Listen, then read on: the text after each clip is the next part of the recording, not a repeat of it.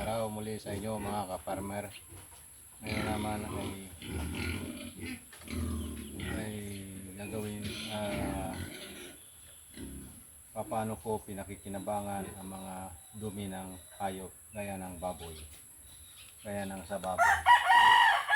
Ngayon una ay lilinisin natin ang kulungan ng baboy. Kunin natin ang dumi.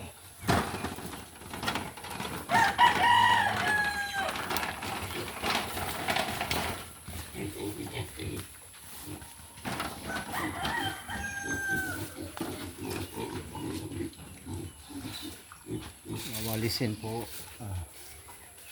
Ayaw nawalis.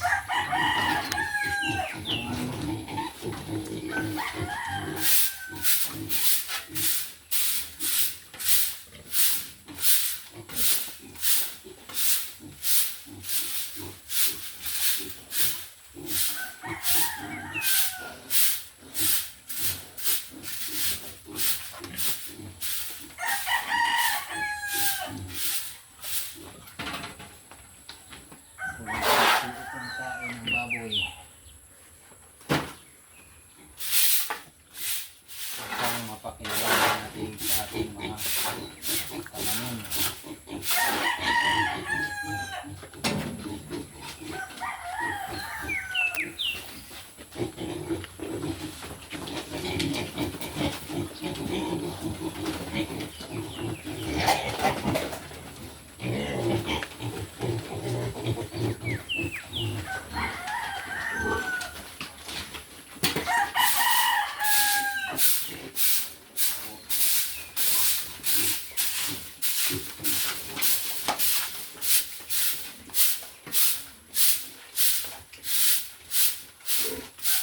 Ito ang pakinabang sa ating mga sa gulay, mga prutas.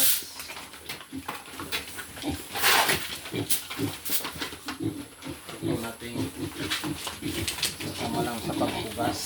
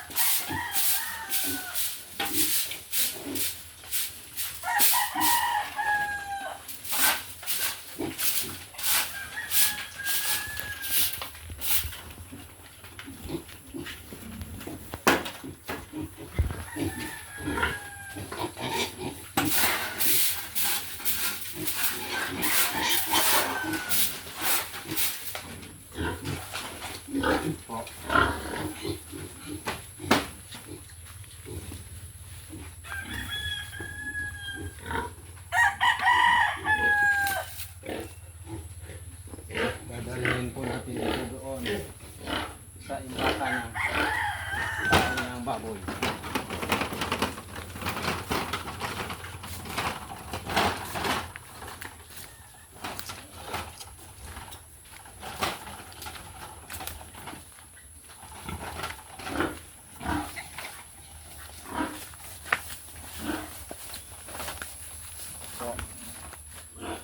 Ito po,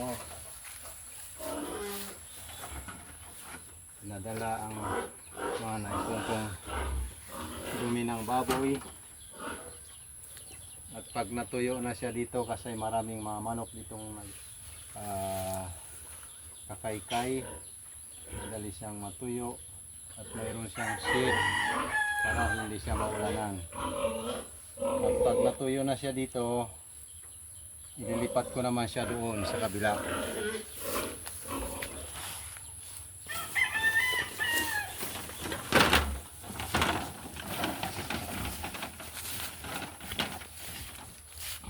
Sana decompose na siya, dito na po siya, dito na po ang decompose na tae ng baboy na kailangan nating ilagay sa mga tanim, mga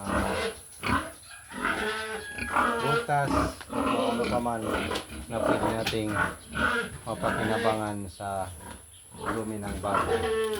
Yan po, i-compose na po ito.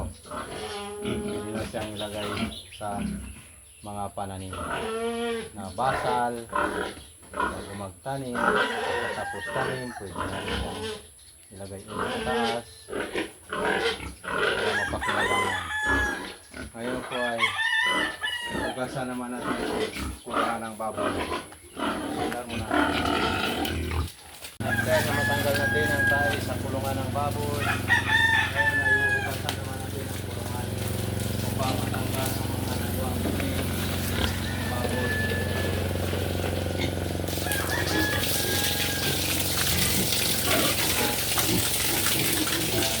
Basta natin para matanggal at wala ang mga dumi ng baboy ito sa kulungan.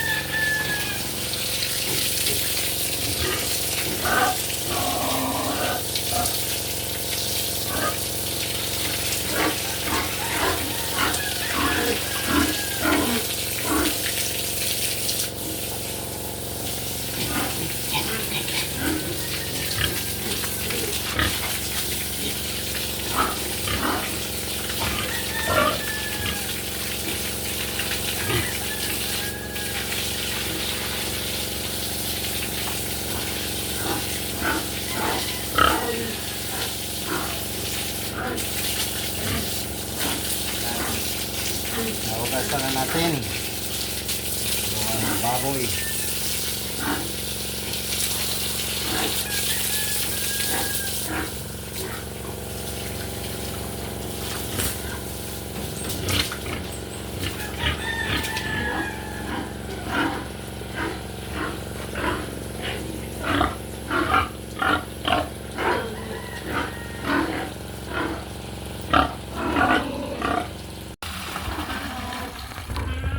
Yun namang pinaghugasan ng kulungan ng baboy, tatagaling doon sa kulungan, tatakbo siya dito sa septic tank. Yun naman ang kinukuha ko na pangdilig sa mga tanim. So wala pong sayang. Ang dumi na inipon pwedeng gamitin sa mga tanim. Ang kanyang pinaghugasan na galing naman doon sa kulungan ay pupunta dito sa baka ng tubig at magiging ano na siya, fermented juice ng dumi ng baboy na pwede natin gamitin na pandilig sa tanim.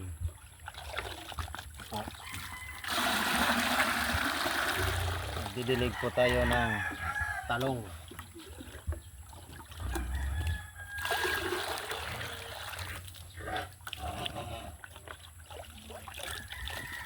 Para ka lang nag-igib sa balon.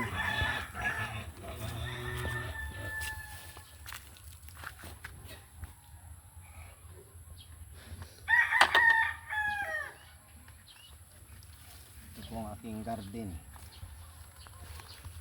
Marami po kasing manok. Kailangan bakurin. Bago ko didiligan ito, linggo-linggo, isang linggo nagdidilig ako. Kailangan ko muna siyang bungkalin, i-cultivate, palibot sa tanim. Ito po, ito ang aking diniligan ng ng pinaghugasan ng dumi ng baboy. Yan.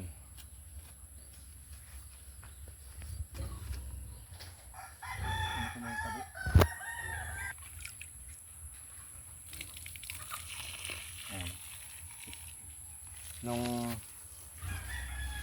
primerong tanim, bago pa lang siyang tanim, sa isang ganito, 2 puno. Ngayon, malalaki na siya, sa isang puno, isang tabo na. Yan na po. Ayan nyo. Pero, yan. 3 linggo ko na pong dinidiligan niya ng fermented juice na dumi ng baboy. Yan po ang resulta.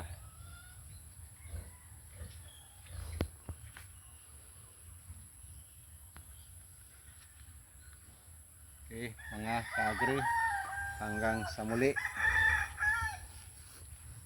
Hanggang dito na lang ang aking